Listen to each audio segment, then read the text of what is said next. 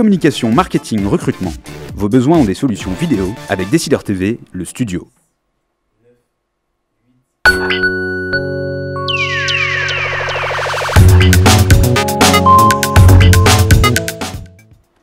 Bonjour et bienvenue à Décideur Politique, l'émission du JDD.fr et de Décideur TV. Nous recevons aujourd'hui Christian Jacob. Bonjour. Bonjour. Vous êtes député maire de Provins, en Seine-et-Marne, mais surtout patron du groupe UMP à l'Assemblée nationale et donc le chef de file de l'opposition au Parlement. Avec vous, nous allons aborder bien sûr l'actualité de la semaine, très riche en rebondissements. Puis avec Caroline Vigoureux, nous dira ce qu'on dit de vous sur Internet, votre empreinte numérique en quelque sorte. Mais d'abord, commençons par les propos ce matin de Marine Le Pen qui s'est étonnée de l'habillement des otages français à leur retour du Sahel, après leur libération, du fait qu'ils portaient la barbe, le chèche. Est-ce que vous comprenez son étonnement? Est-ce que vous y voyez une allusion étrange ou pas? Non, écoutez, moi je crois que ça fait partie des moments où doit prévaloir l'unité nationale, d'être rassemblés et surtout heureux de la libération de nos otages, ou heureux pour eux d'abord, pour leur famille, et s'il y a des sujets sur lesquels il ne faut pas aller chercher la polémique, c'est bien celui-là. Alors justement, cette semaine, une fois n'est pas coutume, c'était l'Union sacrée, mercredi à l'Assemblée nationale à l'occasion de cette libération. Mais des questions se posent quand même, notamment sur les soupçons de rançon versés par la France et ses services secrets en particulier, selon ce que rapporte le journal Le Monde. Si les faits sont confirmés, est-ce que ça vous choquerait, au-delà du fait que vous ne vouliez pas polémiquer? Non, c'est à l'exécutif en place de gérer ces moments qui sont toujours compliqués et de le gérer, comme je pense ça a été fait, en lien étroit avec nos services. C'est un domaine où il y a une continuité de l'action des services et c'est à l'exécutif en place de le faire. Ça n'est pas lorsqu'on est dans l'opposition, il y a bien évidemment des informations, des éléments que nous n'avons pas, et il est normal qu'on ne les ait pas. Donc à partir de là, moi je ne rentre pas dans ce débat, je veux faire confiance à l'exécutif sur ce point. Caroline. Vous avez remis en cause cette semaine l'autorité de Jean-Marc Ayrault. Est-ce que vous appelez à la démission du Premier ministre ? Non, ça c'est sa décision et celle du président de la République. En revanche, il y a un vrai problème d'autorité et de fonctionnement du gouvernement. Et je pense que Jean-Marc Ayrault serait bien inspiré d'appeler à un vote de confiance de sa majorité, savoir si aujourd'hui il a encore une majorité. Le doute est permis. On voit bien que la majorité présidentielle a volé en éclats entre les Verts, les communistes, les radicaux, mais maintenant ça se propage au sein même du PS. Et je pense... voter le budget, donc eux considèrent qu'ils ont la majorité. On va attendre la fin de la discussion budgétaire. On a déjà vu que vraisemblablement ce budget ne serait pas voté au Sénat. Et à partir du moment où il n'est pas voté au Sénat, c'est le constat que la majorité présidentielle, elle, vraiment n'existe plus.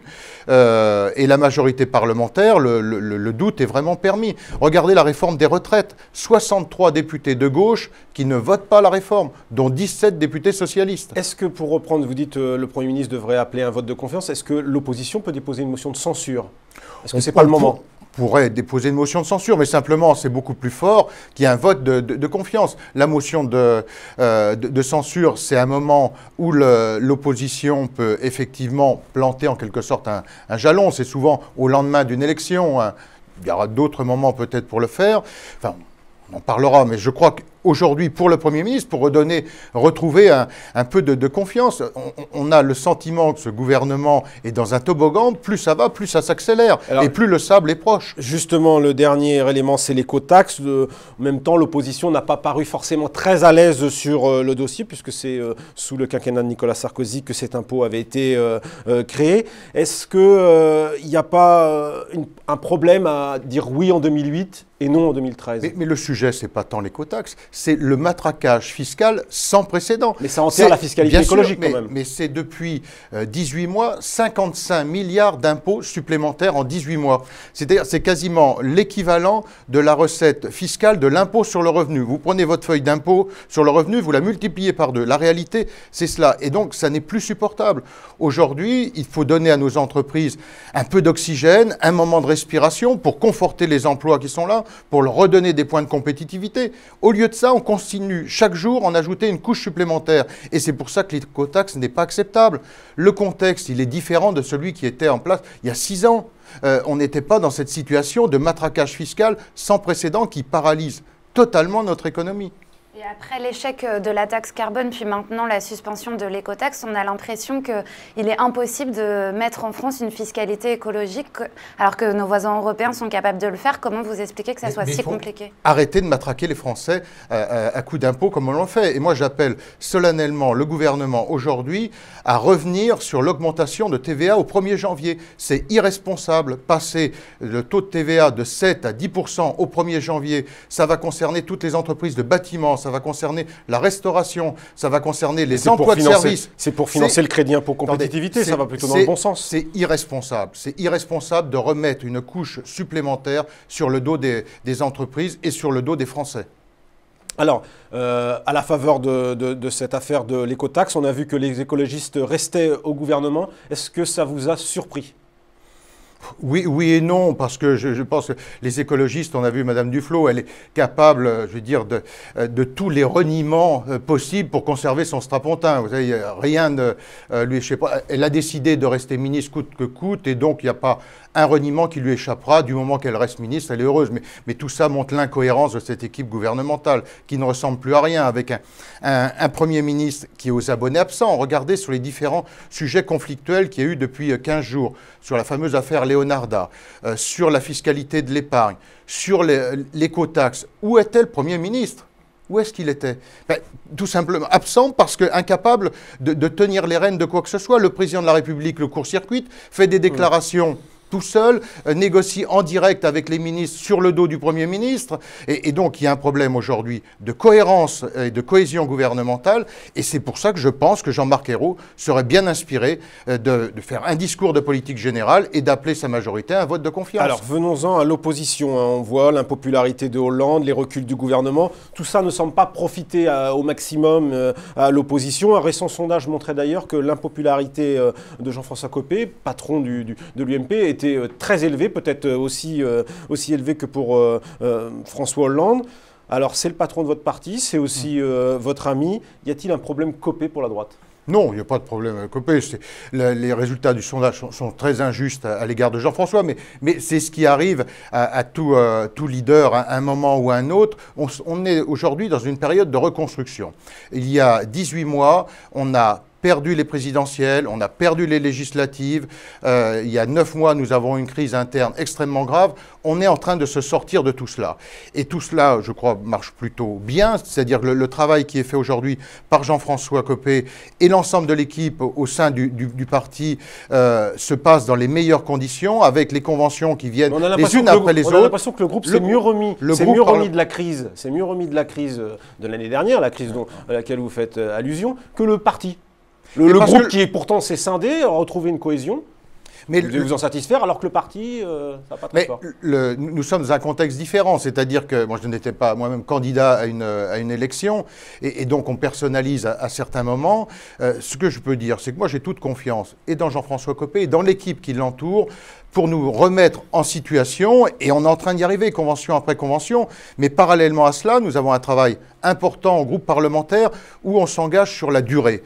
Vous voyez, sur des sujets comme les sujets économiques, nous avons travaillé sur le temps de travail, sur le coût du travail, sur la formation, ce qui nous a permis de sortir des propositions où on dit qu'il faut revenir aux 39 heures, payer 39.